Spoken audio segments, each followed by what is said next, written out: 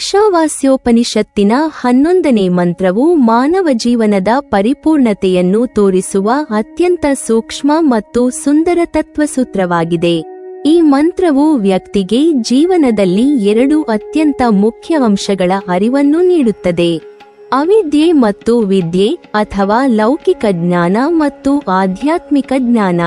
ಈ ಇಬ್ಬರನ್ನೂ ಒಂದೇ ಸಮತೋಲನದಲ್ಲಿ ಅರಿತುಕೊಳ್ಳುವಾಗ ಮಾತ್ರ ವ್ಯಕ್ತಿ ಜೀವನದ ಸಂಪೂರ್ಣತೆಯನ್ನು ಅನುಭವಿಸುತ್ತಾನೆ, ಏಕೆಂದರೆ ಅವು ಪರಸ್ಪರ ಪೂರಕವಾದ, ಪ್ರತಿಪೂರಕವಾದ ಜ್ಞಾನದ ಪ್ರಕಾರವಾಗಿದೆ.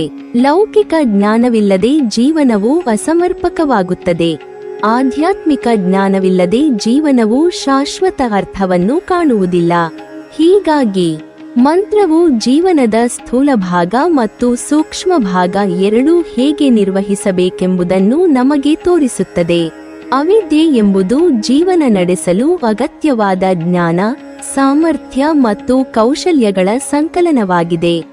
ಇದು ವ್ಯಕ್ತಿಯ ದೇಹವನ್ನು ಕಾಳಜಿ ವಹಿಸುವುದು, ಕುಟುಂಬದ ಹೊಣೆಗಳನ್ನು ನಿರ್ವಹಿಸುವುದು, ಸಮಾಜದಲ್ಲಿ ತನ್ನ ಕರ್ತವ್ಯಗಳನ್ನು ಸಲ್ಲಿಸುವುದು ಮತ್ತು ಪರಿಸರದ ನಿಯಮಗಳನ್ನು ಅನುಸರಿಸುವ ಸಾಮರ್ಥ್ಯವನ್ನು ಒಳಗೊಂಡಿದೆ.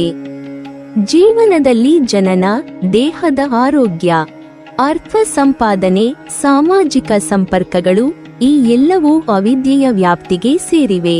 ಮನುಷ್ಯನು ಈ ಜ್ಞಾನವಿಲ್ಲದೆ ಬದುಕಲು ಸಾಧ್ಯವಿಲ್ಲ. ಕೇವಲ ಆತ್ಮಜ್ಞಾನದಿಂದ ಜೀವನವನ್ನು ಸ್ತಬ್ಧವಾಗಿ ನಡೆಸಲಾಗುವುದಿಲ್ಲ. ಅವನ ಜೀವನವು ನಿರಂತರ ಜಟಿಲತೆಯಿಂದ ಕೂಡಿರುತ್ತದೆ. ಅಸಮರ್ಥತೆ, ತಪ್ಪು ಕ್ರಮಗಳು, ಕರ್ಮದ ಬಾಧೆಗಳಿಂದ ಉಂಟಾಗುವ ಸಂಕಷ್ಟಗಳು ಅವನನ್ನು ಚಲಿಸಲು ಬಿಡುವುದಿಲ್ಲ.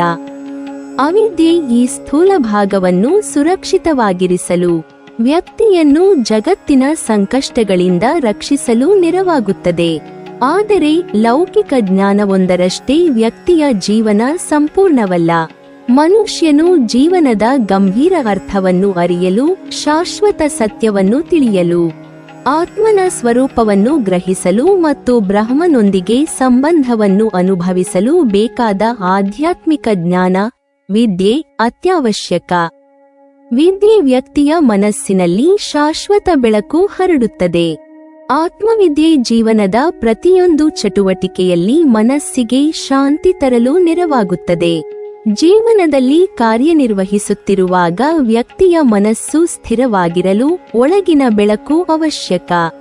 ಹೊರಗಿನ ಜ್ಞಾನವು ವ್ಯಕ್ತಿಯ ಕಾರ್ಯಕ್ಷಮತೆಯನ್ನು ನಿರ್ವಹಿಸುತ್ತದೆ. ಒಳಗಿನ ಜ್ಞಾನವು ವ್ಯಕ್ತಿಯ ಜೀವನಕ್ಕೆ ಶಾಶ್ವತ ಅರ್ಥ ನೀಡುತ್ತದೆ. ಈಶಾವಾಸ್ಯೋಪನಿಷತ್ತಿನಲ್ಲಿ ಹೇಳಿರುವಂತೆ ಅವಿದ್ಯೆಯ ಮೃತ್ಯುಂ ತೀರ್ತ್ವ ಎಂದರೆ ಅವಿದ್ಯೆಯ ಮೂಲಕ ವ್ಯಕ್ತಿ ಮೃತ್ಯುಯನ್ನು ದಾಟುತ್ತಾನೆ. ಇಲ್ಲಿ ಮೃತ್ಯು ಎಂದರೆ ದುರ್ಬಲತೆ, ಅಸುರಕ್ಷತೆ, ಭಯ, ತಪ್ಪು ಕ್ರಮಗಳು ಮತ್ತು ಪುನರ್ಜನ್ಮದ ಶ್ರದ್ಧೆಗಳಿಂದ ಉಂಟಾಗುವ ಸಂಕಷ್ಟಗಳನ್ನು ಸೂಚಿಸುತ್ತದೆ.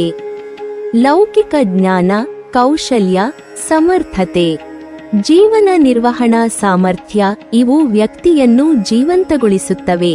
ಅವನು ಸಮಾಜದಲ್ಲಿ ಯಶಸ್ವಿಯಾಗಿ ನಡೆದುಕೊಳ್ಳಲು ನೆರವಾಗುತ್ತವೆ. ಆದರೆ ಕೇವಲ ಲೌಕಿಕ ಜ್ಞಾನ ಮಾತ್ರ ಸಾಕಾಗುವುದಿಲ್ಲ. ವ್ಯಕ್ತಿಯು ಅಮೃತತ್ವವನ್ನು, ಶಾಶ್ವತ ಶಾಂತಿಯನ್ನು, ಆತ್ಮಸಾಕ್ಷಾತ್ಕಾರವನ್ನು ಅನುಭವಿಸಲು, ತನ್ನ ಜೀವನವನ್ನು ಶುದ್ಧಗೊಳಿಸಲು, ಸತ್ಯವನ್ನು ಅರಿಯಲು, ಶಾಶ್ವತ ಸಂತೋಷವನ್ನು ಪಡೆಯಲು ವಿದ್ಯೆ ಅವಶ್ಯಕ. ವಿದ್ಯೆ ವ್ಯಕ್ತಿಯನ್ನು ಅಸೀಮ ಶಕ್ತಿ ಮತ್ತು ಅಮೃತತ್ವದ ಕಡೆಗೆ ಒಯ್ಯುತ್ತದೆ. ಅದು ವ್ಯಕ್ತಿಯ ಒಳಗಿನ ಸ್ವಾತಂತ್ರ್ಯವನ್ನು ಮತ್ತು ಶಾಶ್ವತ ಸುಖವನ್ನು ತರುವ ಬೆಳಕು. 11ನೇ ಮಂತ್ರದಲ್ಲಿ ಹೇಳಿರುವ ಉಭಯಂ ಸಹ ಎಂಬ ಪದವು ಅತ್ಯಂತ ಮಹತ್ವಪೂರ್ಣವಾಗಿದೆ. ಇದು ವಿದ್ಯೆ ಮತ್ತು ಅವಿದ್ಯೆ ಪರಸ್ಪರ ವಿರೋಧಿಗಳಾಗಿಲ್ಲ, ಬದಲಾಗಿ ಪರಸ್ಪರ ಪೂರಕವಾಗಿವೆ ಎಂದು ಸೂಚಿಸುತ್ತದೆ. ಅವು ಜೀವನದ 2 ಅಂಶಗಳಂತೆ ಕಾರ್ಯನಿರ್ವಹಿಸುತ್ತವೆ. ಒಂದನ್ನು ಅರಿತರೆ ಮತ್ತೊಂದು ಪೂರ್ಣವಾಗುವುದಿಲ್ಲ. ಲೌಕಿಕ ಜ್ಞಾನವಿಲ್ಲದೆ ಆಧ್ಯಾತ್ಮಿಕ ಜ್ಞಾನ ಸಂಪೂರ್ಣವಾಗುವುದಿಲ್ಲ. ಕೇವಲ ಆಧ್ಯಾತ್ಮಿಕ ಜ್ಞಾನವಿದ್ದರೆ ಲೌಕಿಕ ಜೀವನದಲ್ಲಿ ವ್ಯಕ್ತಿಯ ಸ್ಥಿರತೆ ಅಸಮರ್ಪಕವಾಗುತ್ತದೆ. ಅವಿದ್ಯೆ ವ್ಯಕ್ತಿಯ ಜೀವನವನ್ನು ನಿರ್ವಹಿಸಲು ಸುರಕ್ಷಿತವಾಗಿ ಮಾಡುತ್ತದೆ. ವಿದ್ಯೆ ಆ ಜೀವನಕ್ಕೆ ಶಾಶ್ವತ ಅರ್ಥವನ್ನು, ಅಮೃತತ್ವವನ್ನು, ಒಳಗಿನ ಶಾಂತಿಯನ್ನು ನೀಡುತ್ತದೆ. ಈ ಇಬ್ಬರ ಸಮನ್ವಯವೇ ವ್ಯಕ್ತಿಯನ್ನು ಜೀವನದಲ್ಲಿ ಸಂಪೂರ್ಣಗೊಳಿಸುತ್ತದೆ. ಈ ಮಂತ್ರವು ವ್ಯಕ್ತಿಗೆ ತಿಳಿಸುತ್ತದೆ, ಜೀವನದಲ್ಲಿ ಲೋಕವನ್ನೇ ತ್ಯಜಿಸಬೇಕು, ಲೋಕದಲ್ಲೇ ಸಂಪೂರ್ಣವಾಗಿ ಮುಳುಗಬೇಕು. ವ್ಯಕ್ತಿಯು ಲೋಕವನ್ನು ಅರಿಯಬೇಕು, ಸಮಾಜದ ಕಾರ್ಯಗಳಲ್ಲಿ ಪಾಲ್ಗೊಳ್ಳಬೇಕು, ಕರ್ತವ್ಯವನ್ನು ನೆರವೇರಿಸಬೇಕು. ಆದರೆ ಮನಸ್ಸು ಲೋಕಾತೀತವಾಗಿರಬೇಕು. ಕೆಲಸ ಮಾಡುವಾಗ ಮನಸ್ಸು ದೇವರಲ್ಲಿ ಇರಬೇಕು. ಧ್ಯಾನ ಮಾಡುವಾಗ ಕೆಲಸದ ಜವಾಬ್ದಾರಿ ಮರೆಯಬಾರದು. ಈ ಸಮನ್ವಯವೇ ಜೀವನವನ್ನು ಸಂಪೂರ್ಣಗೊಳಿಸುತ್ತದೆ. ಕೇವಲ ಜ್ಞಾನಿಯಾಗಿ ಬದುಕುವುದರಿಂದ ವ್ಯಕ್ತಿ ಲೋಕದಲ್ಲಿ ಶಕ್ತಿಶಾಲಿಯಾಗುತ್ತಾನೆ, ಆದರೆ ಆಧ್ಯಾತ್ಮಿಕವಾಗಿ ಮುಕ್ತನಾಗುವುದಿಲ್ಲ. ಕೇವಲ ವ್ಯವಹಾರಿಯಾಗಿದ್ದರೆ, ಲೌಕಿಕವಾಗಿ ಬಲಿಷ್ಠವಾಗಿದ್ದರೆ, ಆತ್ಮಜ್ಞಾನವಿಲ್ಲದೆ ವ್ಯಕ್ತಿಯ ಜೀವನ ಶಾಶ್ವತ ಶಾಂತಿಯನ್ನು ಕಾಣುವುದಿಲ್ಲ. ಜ್ಞಾನವೂ ಬೇಕು, ಕರ್ಮವೂ ಬೇಕು, ಒಳಗಿನ ಬೆಳಕು ಬೇಕು, ಹೊರಗಿನ ದಿಕ್ಕು ಬೇಕು. ಅವಿದ್ಯೆ ವ್ಯಕ್ತಿಯನ್ನು ಬದುಕಿಸಲು ಸಹಾಯ ಮಾಡುತ್ತದೆ.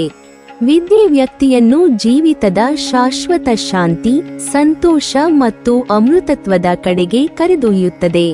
ಹೀಗಾಗಿ ಈಶಾವಾಸ್ಯೋಪನಿಷತ್ತಿನ 11ನೇ ಮಂತ್ರವು ವ್ಯಕ್ತಿಗೆ ತತ್ವಜ್ಞಾನ ಮತ್ತು ಜೀವನಾನ್ವಯ ಜ್ಞಾನ ಎರಡನ್ನೂ ಏಕಕಾಲದಲ್ಲಿ ಅರಿಯುವ ಮಹತ್ವವನ್ನು ಸಾರುತ್ತದೆ. ಲೌಕಿಕ ಮತ್ತು ಆಧ್ಯಾತ್ಮಿಕ, ಸ್ಥೂಲ ಮತ್ತು ಸೂಕ್ಷ್ಮ, ಶಕ್ತಿ ಮತ್ತು ಬೆಳಕು, ಈ ಎಲ್ಲಾ ಅಂಶಗಳ ಸಮನ್ವಯವೇ ಜೀವಿತವನ್ನು ಪರಿಪೂರ್ಣಗೊಳಿಸುತ್ತದೆ. ವ್ಯಕ್ತಿಯು ಲೌಕಿಕವಾಗಿ ಯಶಸ್ವಿಯಾಗುತ್ತಾನೆ, ಸಮಾಜದಲ್ಲಿ ಸಮರ್ಥನಾಗುತ್ತಾನೆ ಮತ್ತು ಆಧ್ಯಾತ್ಮಿಕವಾಗಿ ಶಾಶ್ವತ ಶಾಂತಿ ಮತ್ತು ಅಮೃತತ್ವವನ್ನು ಅನುಭವಿಸುತ್ತಾನೆ. ಈ ಸಮನ್ವಯವೇ ಜೀವನದ ಪರಿಪೂರ್ಣತೆ, ವ್ಯಕ್ತಿಯ ಶ್ರೇಷ್ಠತೆ ಮತ್ತು ಶಾಶ್ವತ ಸಂತೋಷವನ್ನು ತರುವ ಮಾರ್ಗ. ಮನುಷ್ಯನು ಲೌಕಿಕ ಜ್ಞಾನವನ್ನು ಅರಿತುಕೊಂಡು ಆಧ್ಯಾತ್ಮಿಕ ಬೆಳಕು ಅನ್ವಯಿಸಿದಾಗ ಮಾತ್ರ ಅವನು ನಿಜವಾದ ಮುಕ್ತನಾಗುತ್ತಾನೆ. ಈ ಮಂತ್ರವು ಜೀವನದ ಅತ್ಯಂತ ಸೂಕ್ಷ್ಮ ಹಾಗೂ ಸುಂದರ ತತ್ವವನ್ನು ಸ್ಪಷ್ಟವಾಗಿ ಹೇಳುತ್ತದೆ. ಅದು ಜೀವನವನ್ನು ಸಮತೋಲನ, ಸಮರ್ಪಣೆ, ಶುದ್ಧತೆ ಮತ್ತು ಶಾಶ್ವತ ಶಾಂತಿಯಿಂದ ತುಂಬಿಸುತ್ತದೆ. ಅತಿ ಪ್ರಾಚೀನ ಕಾಲದಲ್ಲಿ ದೇವರ ಪುಣ್ಯದ ಭುವನದಲ್ಲಿ ಮಹಾಸಮುದ್ರದ ತೀರದ ಬಳಿ ಪ್ರಸಿದ್ಧಿ ಪಡೆದ ಸಂತಾಶ್ರಮವಿತ್ತು. ಆ ಆಶ್ರಮದಲ್ಲಿ ಋಷಿ ಪ್ರಜ್ವಲ ನಿವಾಸಿಸುತ್ತಿದ್ದರು. ಅವರು ಜೀವನದಲ್ಲಿ ಅನುಭವಿಸಿದ ಶಾಶ್ವತ ತತ್ವಜ್ಞಾನವನ್ನು ಶಿಷ್ಯರಿಗೆ ಬೋಧಿಸುತ್ತಿದ್ದರು. ಅವನ ಶಿಷ್ಯರಲ್ಲಿ ವಸುದೇವ ಎಂಬ ಯುವರಾಜನು ಇದ್ದ. ವಸುದೇವನು ರಾಜಕೀಯ, ವ್ಯವಹಾರ, ಧರ್ಮ, ಧ್ಯಾನ ಎಲ್ಲದಲ್ಲಿ ನಿಪುಣನಾಗಿದ್ದರು. ತನ್ನ ಹೃದಯದಲ್ಲಿ ಆಳವಾದ ಸಮಾಧಾನವನ್ನು ಅನುಭವಿಸುತ್ತಿಲ್ಲ. ರಾಜಕೀಯ ಯತ್ನ, ಬೃಹತ್ ನಗರ ನಿರ್ಮಾಣ, ಜನರ ಕಲ್ಯಾಣಕ್ಕಾಗಿ ಮಾಡಿದ ಕಾರ್ಯಗಳು ಎಲ್ಲಾ ಪೂರಕವಾಗಿದ್ದರೂ ತನ್ನ ಒಳಗಿನ ಆತ್ಮಶಾಂತಿ, ಜೀವನದ ಪರಮಾರ್ಥವನ್ನು ತಾನು ಕಂಡುಕೊಳ್ಳಲು ಸಾಧ್ಯವಾಗುತ್ತಿರಲಿಲ್ಲ. ಒಂದು ದಿನ ವಸುದೇವನು ಋಷಿಯ ಬಳಿಗೆ ಬಂದು ಪ್ರಶ್ನಿಸಿದನು, ಮಹರ್ಷಿ, ನಾನು ನನ್ನ ರಾಜ್ಯವನ್ನು ಯಶಸ್ವಿಯಾಗಿ ನಿರ್ವಹಿಸುತ್ತಿದ್ದರೂ ನನ್ನ ಹೃದಯದಲ್ಲಿ ನಿಜವಾದ ಶಾಂತಿ ಕಾಣುವುದಿಲ್ಲ. ನಾನು ಮಾಡುವ ಎಲ್ಲಾ ಕಾರ್ಯಗಳು, ಅಧ್ಯಯನಗಳು, ಪೂಜೆಗಳು, ಧರ್ಮನಿಷ್ಠೆ ಎಲ್ಲವೂ ನನಗೆ ತಾತ್ಕಾಲಿಕ ಸಂತೋಷ ಮಾತ್ರ ನೀಡುತ್ತಿವೆ. ಮಹರ್ಷಿ, ಜೀವನದ ಪರಮ ಸಂಪೂರ್ಣತೆ ಹೇಗೆ ತಲುಪಬಹುದು? ಪ್ರಜ್ವಲನು ಶಾಂತಿಯ ಕಣ್ಣಿನಿಂದ ವಸುದೇವನಿಗೆ ನೋಡಿದರು. ಅವರ ಹೃದಯದಲ್ಲಿ ಅನುಭವದ ತೇಜಸ್ಸು, ತಿಳುವಳಿಕೆಯ ಬೆಳಕು ತುಂಬಿತ್ತು. ವಸುದೇವ, ನೀನು ಕೇಳಿದ ಪ್ರಶ್ನೆ ಅತ್ಯಂತ ಸೂಕ್ಷ್ಮವಾಗಿದೆ. ಜೀವನದಲ್ಲಿ ಪೂರ್ಣತೆ ಎನ್ನುವುದು ಕೇವಲ ವಿದ್ಯೆ ಅಥವಾ ಅವಿದ್ಯೆಯೊಂದರ ಮೇಲೆ ಮಾತ್ರ ಅವಲಂಬಿತವಲ್ಲ. ಈತಕ್ಕೆ ಸಮತೋಲನ ಬೇಕು. ಮನುಷ್ಯನು ತಾನು ಅರಿತಿರುವ ಎರಡು ಮಾರ್ಗಗಳನ್ನು ಸಮಕಾಲದಲ್ಲಿ ತಿಳಿದಾಗ ಜೀವನವು ಸಂಪೂರ್ಣವಾಗುತ್ತದೆ. ವಸುದೇವನು ತಲೆ ತಿರುಗಿಸಿ ಕೇಳಿದನು, ಮಹರ್ಷಿ, ಈ ವಿದ್ಯೆ ಮತ್ತು ಅವಿದ್ಯೆ ಎನ್ನುವ ಮಾರ್ಗಗಳನ್ನು ತಿಳಿಸುವುದೇನು? ಪ್ರಜ್ವಲನು ವಿವರಿಸಿದರು, ನಿನ್ನ ಜೀವನದಲ್ಲಿ ಅವಿದ್ಯೆ ಎಂದರೆ ಲೋಕಜ್ಞಾನ, ಕರ್ಮಜ್ಞಾನ, ಜೀವನ ನಡೆಸಲು ಬೇಕಾದ ಸಾಮರ್ಥ್ಯ, ನಿನ್ನ ರಾಜ್ಯವನ್ನು, ದೇಹವನ್ನು, ಕುಟುಂಬವನ್ನು, ಸಮಾಜವನ್ನು ನಿರ್ವಹಿಸುವ ಸಾಮರ್ಥ್ಯ. ನೀನು ಹೊರಗಿನ ಜಗತ್ತಿನಲ್ಲಿ ಸಮರ್ಥವಾಗಿ ಬದುಕಲು ಬೇಕಾದ ಕೌಶಲ. ವಿದ್ಯೆ ಎಂದರೆ ಆಳವಾದ ಆತ್ಮಜ್ಞಾನ. ನಿನ್ನನ್ನು ನೀನೇ ಯಾರು ಎಂದು ತಿಳಿಯುವುದು. ನಿನ್ನ ಆತ್ಮ ಶಾಶ್ವತವಾಗಿರುವುದು, ಬ್ರಹ್ಮನೊಂದಿಗೆ ಏಕತ್ವವನ್ನು ಅರಿಯುವುದು. ಈ ಆಂತರಿಕ ಬೆಳಕು ನಿನ್ನ ಬದುಕಿಗೆ ಅರ್ಥವನ್ನು ನೀಡುತ್ತದೆ. ಮನುಷ್ಯನು ಅರ್ಥಮಾಡಿಕೊಳ್ಳಲು ಯತ್ನಿಸುತ್ತಾ ಕೇಳಿದನು, ಆದರೆ ಮಹರ್ಷಿ, ಒಂದರಿಲ್ಲದೆ ಮತ್ತೊಂದು ಸಾಧ್ಯವೇ? ನಾನು ಒಂದು ದಾರಿಯಲ್ಲಿ ಹೆಚ್ಚು ಗಮನಹರಿಸಬಹುದು, ಮತ್ತೊಂದರಲ್ಲಿಯೇ ಹೆಚ್ಚು ಮನಸ್ಸು ಇಡಬಹುದು. ಹೇಗೆ ಸಮತೋಲನ ಸಾಧಿಸಬಹುದು? ಪ್ರಜ್ವಲನು ನಿರಂತರ ಶಾಂತಿಯ ಧ್ವನಿಯಲ್ಲಿ ಹೇಳಿದರು. ನಿನ್ನ ನೋಡಬೇಕು ವಸುದೇವ. ಜೀವನದಲ್ಲಿ ಅಜ್ಞಾನದಿಂದ ಹುಟ್ಟುವ ದುಃಖದಿಂದ ತಪ್ಪಿಸಿಕೊಳ್ಳಲು ನಿನ್ನ ಕೆಲಸಗಳಲ್ಲಿ ಸಮರ್ಥನಾಗಬೇಕು. ಅವಿದ್ಯೆ ನಿನ್ನನ್ನು ಭೌತಿಕ ಸುರಕ್ಷತೆ, ಸಮಾಜದಲ್ಲಿ ನಿಷ್ಠೆ, ಕರ್ತವ್ಯ ನಿರ್ವಹಣೆಗೆ ತರುತ್ತದೆ. ಇದರಿಂದಲೇ ನಿನ್ನ ದೇಹ ಮತ್ತು ಜಗತ್ತು ಸುಸ್ಥಿತಿಯಲ್ಲಿರುತ್ತವೆ. ಆದರೆ ಕೇವಲ ಇದರಿಂದ ನೀನು ಶಾಶ್ವತ ಮುಕ್ತಿ, ನಿಜವಾದ ಸಂತೋಷ ಪಡೆಯಲು ಸಾಧ್ಯವಿಲ್ಲ.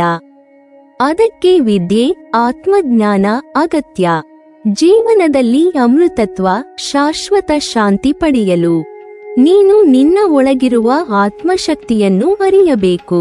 ವಸುದೇವನು ಪ್ರಶ್ನಿಸಿದನು. ಆಗ ಮಹರ್ಷಿ, ನಾನು ಹೇಗೆ ಇದನ್ನು ಅಳವಡಿಸಿಕೊಳ್ಳಬೇಕು? ಪ್ರಜ್ವಲನು ಶ್ರುತಿಯಂತೆ ವಿವರಿಸಿದರು.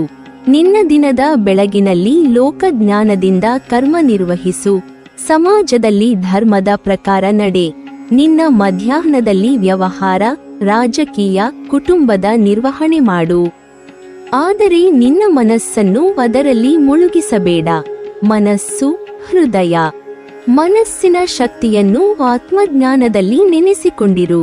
ರಾತ್ರಿ ಧ್ಯಾನದಲ್ಲಿ ಶಾಂತವಾಗಿರುವ ಸಮಯದಲ್ಲಿ ನಿನ್ನೊಳಗಿನ ಶಾಶ್ವತತೆಯನ್ನು ಅರಿತುಕೊಳ್ಳು. ನಿನ್ನೊಳಗಿನ ಬೆಳಕು ಬೆಳಗಿದಂತೆ ನೀನು ಮಾಡಿದ ಕರ್ಮಗಳಿಗೆ ಮರ್ಮ ದೊರಕುತ್ತದೆ. ಈ ಸಮತೋಲನವೇ ನಿಜವಾದ ಸಂಪೂರ್ಣತೆ, ನಿಜವಾದ ಅಮೃತತ್ವದ ದಾರಿ. ಕಾಲಕ್ರಮದಲ್ಲಿ ವಸುದೇವನು ಇದನ್ನು ಪಾಲಿಸಿಕೊಂಡನು. ಬೆಳಗಿನಲ್ಲಿ ರಾಜ್ಯದ ನಿರ್ವಹಣೆ, ಮಧ್ಯಾಹ್ನದಲ್ಲಿ ಕೌಟುಂಬಿಕ ಕಾರ್ಯ, ರಾತ್ರಿ ಧ್ಯಾನದಲ್ಲಿ ಆತ್ಮಾನುಭವ. ಅವನ ಜೀವನದಲ್ಲಿ ಸಮತೋಲನ ಬೆಳಕಾಗಿತು. ದ್ವಂದ್ವಗಳು ಕರಗಿದವು. ಜೀವನದಲ್ಲಿ ಎದುರಾಗುವ ಭಯ, ದುಃಖ, ನೋವು ಅವುಗಳೆಲ್ಲವೂ ಅಸ್ತಿತ್ವವನ್ನು ಕಳೆದುಕೊಂಡವು. ಅವನು ಅರಿತುಕೊಂಡನು, ಅವಿದ್ಯೆ ಜೀವನವನ್ನು ಸುರಕ್ಷಿತಗೊಳಿಸುತ್ತದೆ, ವಿದ್ಯೆ ಅದನ್ನು ಶುದ್ಧ ಮಾಡುತ್ತದೆ. ಇಬ್ಬರ ಸಮತೋಲನವೇ ಜೀವಮಾನದಲ್ಲಿ ಶಾಶ್ವತ ಶಾಂತಿ, ಸುಖ, ಅಮೃತತ್ವವನ್ನು ತರುತ್ತದೆ. ಈ ಪೌರಾಣಿಕ ಕಥೆ ನಮಗೆ ಹೇಳುತ್ತದೆ, ಜೀವನದಲ್ಲಿ ಕೇವಲ ಲೋಕಜ್ಞಾನ ಅಥವಾ ಕೇವಲ ಆತ್ಮಜ್ಞಾನಕ್ಕೆ ಮಿತಿಯಿಲ್ಲ. ಕಾರ್ಯ ಮತ್ತು ಧ್ಯಾನ, ಕರ್ಮ ಮತ್ತು ಜ್ಞಾನ, ಅವಿದ್ಯೆ ಮತ್ತು ವಿದ್ಯೆ ಇವುಗಳ ಸಮತೋಲನವೇ ನಿಜವಾದ ಸಂಪೂರ್ಣ ಜೀವನ. ಕೈಯಲ್ಲಿ ಕೆಲಸ, ಮನಸ್ಸಿನಲ್ಲಿ ದೇವರ ಬೆಳಕು, ಜೀವನದಲ್ಲಿ ಜ್ಞಾನ, ಕರ್ಮದಲ್ಲಿ ನಿಷ್ಠೆ. ಈ ಸಮತೋಲನದಲ್ಲಿಯೇ ಮನುಷ್ಯನು ಅಮೃತತ್ವ, ಶಾಶ್ವತ ಶಾಂತಿ, ನಿಜವಾದ ಸುಖವನ್ನು ಅನುಭವಿಸಬಹುದು. ನೀವಿನ್ನೂ ನಮ್ಮ ಚಾನೆಲ್ ಅನ್ನು ಸಬ್ಸ್ಕ್ರೈಬ್ ಮಾಡಿಲ್ವಾ? ಹಾಗಾದರೆ ಈ ಕೂಡಲೇ ನಮ್ಮ ಇಂದ್ರಜಾಲ ಚಾನೆಲ್ ಅನ್ನು ಸಬ್ಸ್ಕ್ರೈಬ್ ಮಾಡಿ ಮತ್ತು ಪಕ್ಕದಲ್ಲಿರುವ ಬೆಲ್ ಐಕಾನ್ ಅನ್ನು ಕ್ಲಿಕ್ ಮಾಡಿದರೆ ನಮ್ಮ ಹೊಸ ವಿಡಿಯೋಗಳನ್ನು ನೀವು ನೋಡಬಹುದು.